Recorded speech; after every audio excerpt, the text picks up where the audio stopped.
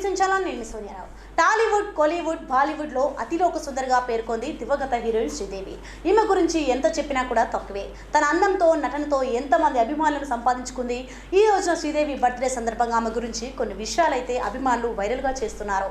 అయితే శ్రీదేవి మరణం కూడా అనుమానాస్పదంగా బాత్ టబ్లో మరణించిన సంగతి కూడా అందరికీ తెలిసిందే. ఈ విషయాన్ని అభిమానులు ఇంకా జీర్ణించుకోలేకపోతున్నారు. ఇక ఆమె వారసులుగా పెద్ద కుమార్తె జాన్వీ కపూర్ హీరోయిన్గా ఎంట్రీ ఇచ్చింది. ఇక తన తల్లిలాగే పోలికలతో ఉండడంతో ఈ ముద్దుగుమ్మకు బాగా కలిసి వచ్చిందని కూడా చెప్పవచ్చు. సోషల్ మీడియాలో తరచూ యాక్టివ్గా ఉండడమే కాకుండా బాలీవుడ్, టాలీవుడ్లో పలు సినిమాల్లో నటిస్తోంది. టాలీవుడ్లో ఎన్టీఆర్ దేవర చిత్రంలో పాట రామ్ చరణ్తో ఒక సినిమాలో నటిస్తున్నట్లు తెలుస్తోంది. ఈ నేపథ్యంలో శ్రీదేవి ఆమె కూతురు జాన్వీ కపూర్కు సంబంధించిన ఒక న్యూస్ వైరల్గా మారుతుంది. అదేమిటంటే జాన్వీ తన తల్లి శ్రీదేవి మరణం తర్వాత ఒక పని చేయనని మాట ఇచ్చిందట. ఆ మాట ఏమిటంటే జాన్వీకి స్మోకింగ్ చేసే అలవాటు చాలా ఎక్కువగా ఉండేదట.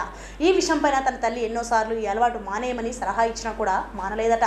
కానీ శ్రీదేవి మరణించిన తర్వాత మాత్రం ఆమె చివరి కోరికగా ఇది భావించిన జాన్వీ కపూర్ స్మోకింగ్ మానేసినట్లుగా ఒక న్యూస్ అయితే ఇప్పుడు వైరల్గా మారుతుంది.